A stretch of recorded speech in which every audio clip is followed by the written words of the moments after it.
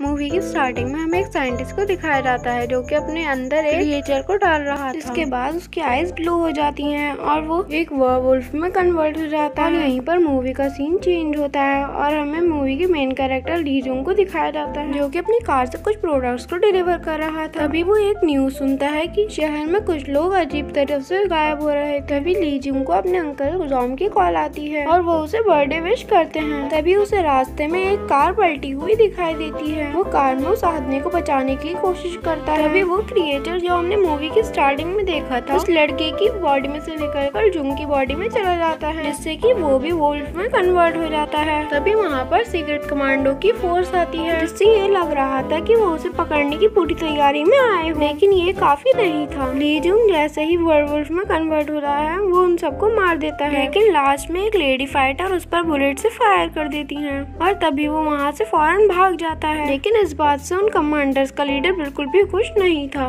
क्योंकि वो बहुत टाइम से एक पर्सन की तलाश में था जो उस क्रिएचर के साथ बहुत अच्छे से सेट हो सके और उसे अब तक ऐसा कोई भी आदमी नहीं मिला था। दूसरी तरफ ली जुंग जब घर जाता है तो वो अजीब तरह से जानवरों की तरह खाना खाता है और जानवरों की तरह ही रिएक्ट करता है और लास्ट में उसे वोमिटिंग हो जाती है क्योंकि उसने बहुत ज्यादा खाना खा लिया था। और वो जब अपने आप को मिरर में देखता है तो उसे एक वर्वुल्फ रिफ्लेक्शन दिखता है जिससे वो बहुत ज्यादा डर जाता है और अपने बाथटब में बेहोश होकर गिर जाता है। और जब वो होश में आता है तो वो अपने अंदर कुछ चेंजेस को नोटिस करता है जैसे कि उसके अंदर सुनने की पावर बहुत ज्यादा तेज हो गई थी। और फिर वो एक न्यूज देखता है जिस न्यूज में बता रहे थे कि जिस वुल्फ के स्क्रैचेस उन्होंने 12 साल पहले देखे थे वैसे ही स्क्रैचेस उन्हें आखिरी रात मिले हैं। जिसे सुनकर जुंग बहुत ज्यादा परेशान हो जाता है। और सुबह जब वो अपने काम पर जाता है तो उसका ओनर उस पर बहुत ज्यादा नाराज होता है क्योंकि आखिरी रात उसने अपनी कार को प्रोडक्ट से भरा हुआ सड़क पर ही छोड़ दिया था। तभी ली जुंग को जब उसका ओनर एक कैन से हिट करने की कोशिश करता है तो ली जुंग भी उस पर अपना हाथ मार देता है और कैन जाकर सीधा दीवार में लगता है और कैन जाकर दीवार में इतनी जोर से लगता है कि वो दीवार को ही तोड़ देता है। इसे देखकर उसका ओनर बहुत ज्यादा डर जाता है और ली जुंग वहाँ से बिना कुछ बोले ही चला जाता है। तभी हम देखते हैं ली जुंग के ऊपर किसी आदमी ने नजर रखी हुई थी और फिर ली जुंग रोड पर एक बच्चे का एक्सीडेंट होने से बचा लेता है। साथ ही उसे अपने बचपन की भी याद आ जाती है जिसमें उसे 2 बच्चे परेशान कर रहे थे। वो काफी ज्यादा वीक था और वो कुछ भी नहीं कर पाता। तभी उसकी फ्रेंड आकर उसे बचा लेती है। तभी उसे याद आता है आज उसकी फ्रेंड का बॉक्सिंग मैच है, इसलिए वो अपनी फ्रेंड का बॉक्सिंग मैच देखने चला जाता है। यहाँ पर हम देखते हैं कि उसकी फ्रेंड फाइटिंग तो जीत लेती है लेकिन लास्ट मोमेंट पर उसकी ओपोनेंट उसे जमीन पर गिरा देती है और तभी ली जुंग जाकर उसे पकड़ लेता है। और तभी वहाँ पर जिम के ओनर का बेटा आता है। वो ली जुंग को बॉक्सिंग के लिए चैलेंज करता है और ली जुंग उसका चैलेंज एक्सेप्ट कर लेता है। और जब उन दोनों की फाइट स्टार्ट होती है तो ली जुंग तो एक ही हिट से बेहोश हो जाता है। इसके बाद हम कमांडर फोर्स के लीडर को देखते हैं जिसने अभी भी ली जुंग पर नजर रखी हुई थी और हमें पता चलता है जो मूवी की स्टार्टिंग में हमें साइंटिस्ट दिखाया गया था वो कोई और नहीं ली जुंग के फादर हैं जिनकी किसी वजह से डेथ हो गई थी और उसकी मदर की भी किसी डिसीज की वजह से डेथ हो गई। इसकी वजह से ली जुंग बचपन से ही अकेला था। इसके साथ हमें ये भी पता चलता है ली जुंग इस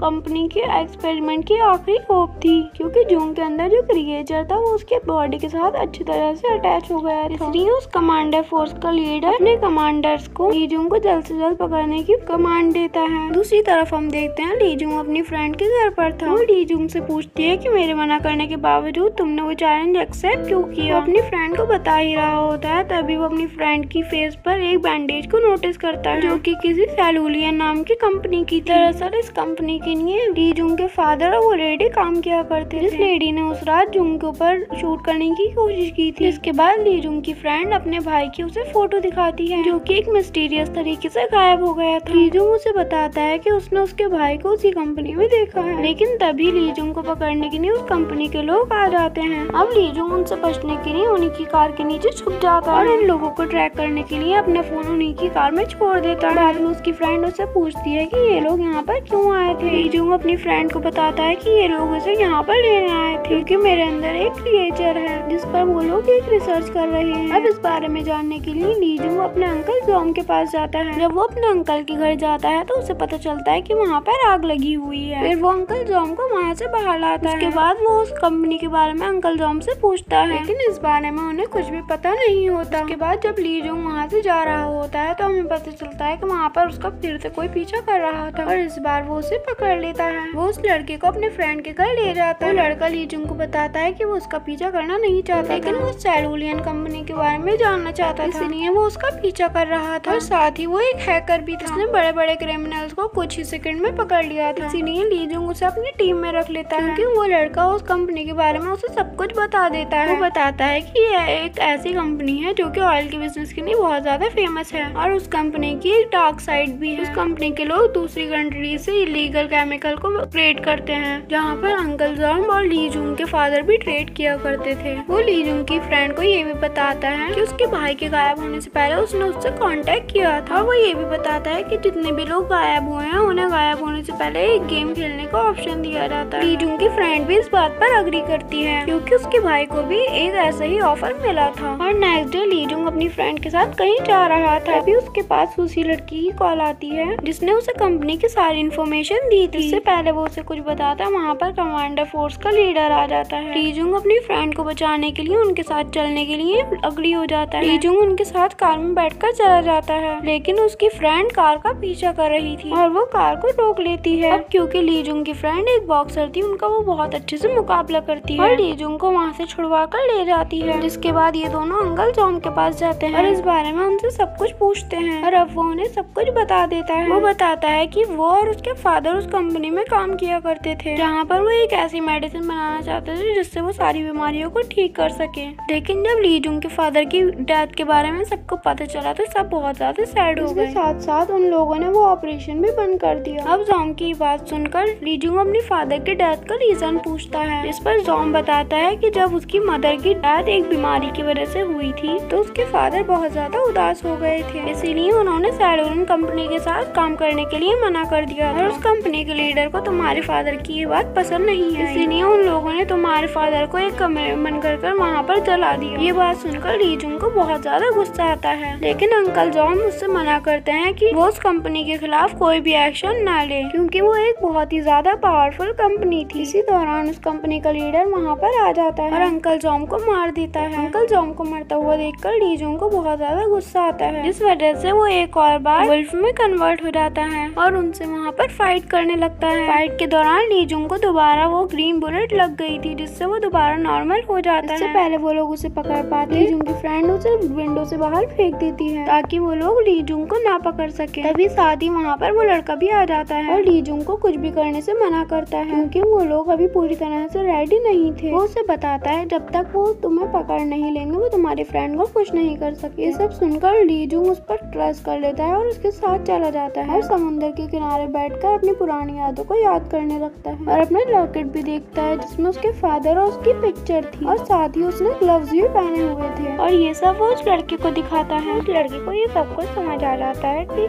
जहाँ पर उसके फादर की डेथ हुई थी वो एक जिम ही था। वो लोग अब वहाँ के निकल जाते हैं। जब वो लोग वहाँ पर पहुँचते हैं तो उन्हें कुछ वुल्फ के निशान नजर आते हैं और उन लोगों को वहाँ पर एक बॉक्स नजर आता है। ली जुंग अपने लॉकेट से उस बॉक्स को अनलॉक करता है और उसे उस बॉक्स में एक टेप मिलती है जो कि उसके फादर ने उसके लिए रिकॉर्ड की थी, जिसमें उसके फादर उसे अपने एक एक्सपेरिमेंट के बारे में बताते हैं। जिस एक्सपेरिमेंट में उसकी मदर को बचाने के लिए उन्होंने एक ड्रग बनाया जो कि उन्होंने पहले अपने ऊपर ट्राई किया, लेकिन उससे पहले ही उसकी मदर की डेथ हो गई। तभी उन्होंने उस एक्सपेरिमेंट को बंद कर दिया। तभी से उस कंपनी के लोग उस ड्रग को एक वेपन की तरह यूज करने लगे, जिससे काफी ज्यादा लोगों की डेथ होने लग गई। इसके बाद उन्होंने डिसाइड किया कि वो इस कंपनी के सारे इलीगल कामों को रोक देंगे। दूसरी तरफ हम देखते हैं कि कंपनी का लीडर जॉम के लैब में मौजूद वहाँ से सारे एविडेंस को मिटा रहा था। तभी वहाँ पर उनको उसकी कोई चीज मिलती है। उस कंपनी का लीडर वहाँ पर उसे चेक कर ही रहा था कि वहाँ पर आकर कोई उसे मार देता है। वहीं पर ली जुंग कंपनी के एक्सपेरिमेंटल लैब में पहुंच गया था और वहीं पर वो लोग अपने एक्सपेरिमेंटल गैजेट्स की मदद से वहाँ के सिक्योरिटी गार्ड को मार देते हैं। और वहीं पर हमें ली जुंग की फ्रेंड को भी दिखाया जाता है। ली जुंग की फ्रेंड को अपने बराबर वाले रूम में अपना भाई भी मिल जाता है। अपने भाई को ये यकीन दिलाती है कि ली जुंग आकर इन दोनों को यहाँ से छुड़ा कर ले जाएगा। अब जब ली जुंग फैसिलिटी लैब में पहुँच जाता है तो वहाँ पर बहुत ज्यादा लोग आ जाते हैं, लेकिन वो अपने अंदर वुल्फ की ताकत से सबको मार देता है। इसके बाद इन लोगों को इस कंपनी के खिलाफ एक एविडेंस इकट्ठा करने थे, इसीलिए वो लोग अलग अलग रास्ते पर चले जाते हैं। ली जुंग अपनी फ्रेंड को बचाने के लिए वहाँ तक पहुँच जाता है, लेकिन जब वो अपने फ्रेंड को बचाने के लिए कीज ढूंढ रहा था वहाँ वहाँ पर अंकल जॉम आ जाते हैं। अंकल जॉम उसे बताता है कि उसने उसके ब्लड से वो मेडिसिन बना ली है। इस मेडिसिन को ली जुंग के फादर बनाना चाहते थे। इससे पहले ली जुंग वहाँ पर कुछ बोलता, वहाँ पर उसके फादर और अंकल जॉम का वीडियो प्ले हो जाता है, जिसमें अंकल जॉम कंपनी के लोगों के साथ मिलकर केमिकल वेपन बनाना चाहते थे, लेकिन ली जुंग के फादर उन्हें रोक रहे थे। इसीलिए उन्होंने वहाँ पर ली जुंग के फादर को छोड़ दिया, जिसमें आग लगी हुई थी। ये सब देखकर ली जुंग समझ गया था कि उस कंपनी का मास्टरमाइंड कोई और नहीं अंकल जॉम है, जिन्होंने उसके फादर को भी मारा था। वो वहाँ पर उस कंपनी के लीडर के असिस्टेंट भी आ जाती है और ली जुंग को बताती है कि उस कंपनी का मास्टरमाइंड कोई और नहीं